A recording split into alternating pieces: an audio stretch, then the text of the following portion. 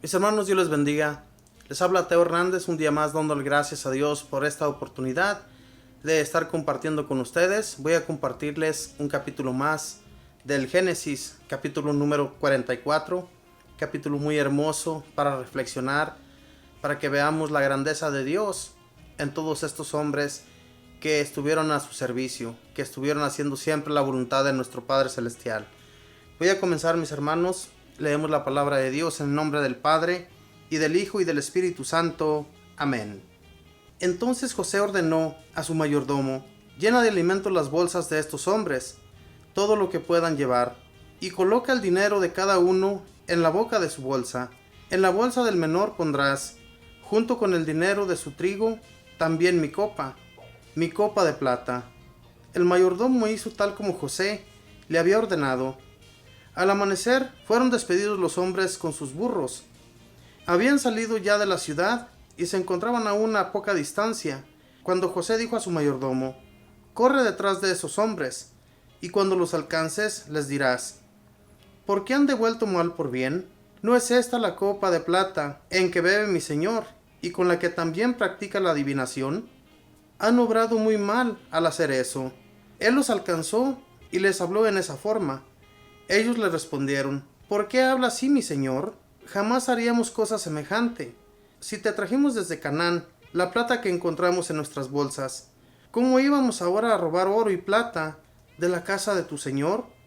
Si a alguno de nosotros, tus siervos, se le encuentra el objeto, que muera, y también nosotros seremos esclavos de mi señor. Muy bien, dijo él, sea como ustedes han dicho. Aquel a quien se le encuentre el objeto será mi esclavo, pero ustedes quedarán libres. Rápidamente bajó cada uno su bolsa, y cada uno la abrió. El mayordomo los registró empezando por el mayor y terminando por el más joven, y la copa se encontró en la bolsa de Benjamín. Entonces rasgaron sus ropas, y cargaron cada uno su burro. Volvieron a la ciudad. Judá y sus hermanos volvieron a la casa de José, que todavía estaba allí, y se postraron con el rostro por tierra delante de él. José les dijo: ¿qué han hecho? ¿No sabían que un hombre como yo iba a adivinarlo? Contestó Judá: ¿qué podemos decir a mi señor? ¿Y cómo podemos justificarnos? Dios ha descubierto alguna falta en tus servidores. En adelante seremos esclavos de mi señor, junto con aquel en cuyo poder se encontró la copa. Pero José respondió: jamás haría tal cosa. El hombre a quien se le halló la copa será mi esclavo, pero ustedes pueden volver en paz donde su padre. Entonces se adelantó Judá y le dijo: permíteme, señor mío, que pueda tu siervo decir algunas palabras, sin que te enojes contra mí, aunque tú eres como Faraón. Tú, mi señor, preguntaste a tus siervos la otra vez: ¿tienen todavía padre o hermano? Y nosotros contestamos: tenemos todavía nuestro padre, muy anciano, con un muchachito que le nació en su vejez. Este tenía un hermano, hijo de la misma madre, pero murió y le queda solamente ese hijo de ella. Por esto su padre lo quiere mucho. Después nos dijiste que baje aquí con ustedes y que yo mismo lo vea. Y nosotros te respondimos: el muchacho no puede dejar a su padre, porque si lo abandona, éste morirá. Y tú nos dijiste: si su hermano menor no baja con ustedes, no los admitiré en mi presencia. Subimos entonces a casa de nuestro padre, y le dijimos tus palabras. Y cuando nos pidió: vuelvan a comprar algo de comida, nosotros respondimos: no podemos ir, a menos que vaya con nosotros nuestro hermano menor, porque no nos recibirá aquel hombre si nuestro hermano menor no está con nosotros. Entonces nuestro padre nos dijo: ustedes saben que mi esposa me dio 2 hijos. Uno se fue, al que no he vuelto a ver, y creo que habrá sido despedazado por las fieras. Si ahora llevan de mi lado también a este, y le sucede alguna desgracia, me moriré de pena en mi ancianidad, y será por culpa de ustedes. Ahora yo no puedo volver donde mi padre sin el muchacho, pues no vive sino por él, y al ver que el muchacho no está, morirá. Y por culpa nuestra, nuestro padre morirá de pena en su ancianidad.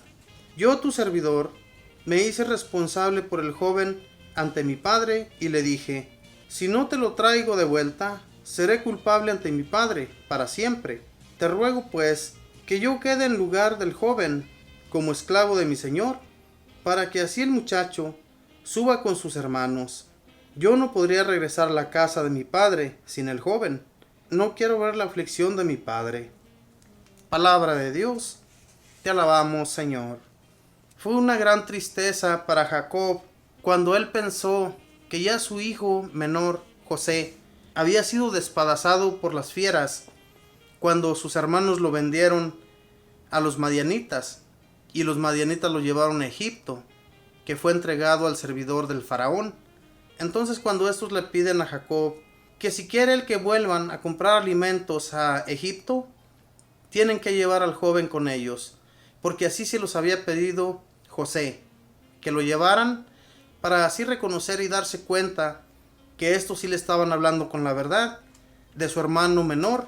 Entonces cuando lo llevan con ellos y José se da cuenta que sí en realidad está vivo y que es su hermano de su misma madre, pues le da un gusto inmenso, tal gusto que éste ya no quiere dejarlo volver, porque en el primer viaje que estos hicieron para comprar los alimentos a José, José les había pedido que lo llevaran. Cuando José se da cuenta, mis hermanos, que no puede dejar ir a su hermano porque siente un gran gozo en su corazón, cuando él siente eso, los quiere despedir a sus otros hermanos, les dice que se vayan, que ellos no los necesitan. Y él mismo les pone esa trampa para acoger a su hermano con él, ¿verdad? Les pone esa trampa de la copa y el dinero en las bocas de sus bolsos, porque así estaba dispuesto. En realidad, José quería ponerles un poco de trabas, no les iba a hacer daño, obviamente. Él quería que toda su familia regresara a Egipto y vivieran a su lado. Más tarde nos vamos a dar cuenta de esto cuando leamos los siguientes capítulos, cómo José ordena traer a su padre Jacob junto con toda su familia. Y mis hermanos, era un plan de Dios.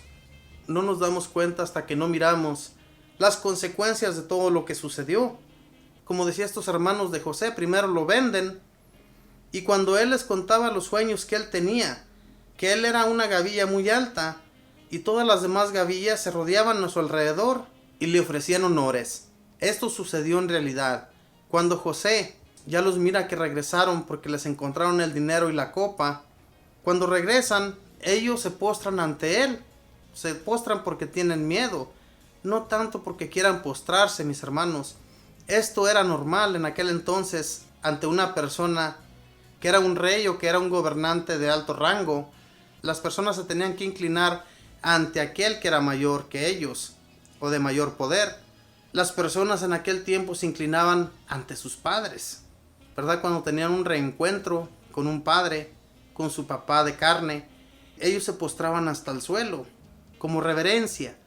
Y esto, mis hermanos, era permitido en aquel entonces. Hoy en la actualidad eso en realidad no tiene que hacerse. En varios países sí lo hacen, pero que esto no es tan necesario, que se haga reverencia de tal manera a una persona, cuando la reverencia tiene que ser solamente ante Dios. Y en esto a lo que llegamos, mis hermanos, de este reencuentro con José de sus hermanos, era para que ellos entendieran un poco del daño y el mal que habían hecho a José. Tal vez José en su interior todavía pensaba que sus hermanos eran igual de malos. Estos hombres lo habían vendido. Él les tenía un poco de rencor aún. Y es que era normal. ¿Se imaginan? Si alguien de nosotros nos vendieran como esclavos por culpa de nuestros hermanos, ¿qué haríamos? ¿Los trataríamos bien después de reencontrarnos con ellos? Es que el corazón de José era grandioso. Había sido iluminado José por Dios. Dios estaba con él desde el principio. Y él vestía como los egipcios y por eso no lo podían reconocer. No lo reconocían, ¿verdad? Por más que le miraban a la cara, no lo podían reconocer que era su hermano. Porque los egipcios, recordemos, que tienen la costumbre de hasta pintarse la ceja y usar otra clase de peinados. Y por esa razón no lo podían reconocer a José.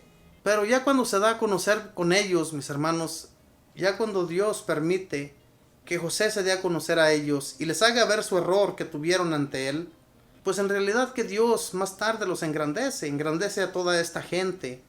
Pero es necesario, mis hermanos, que estemos atentos a la palabra de Dios, ya que mi hermana Elena el día de mañana les va a compartir el siguiente capítulo.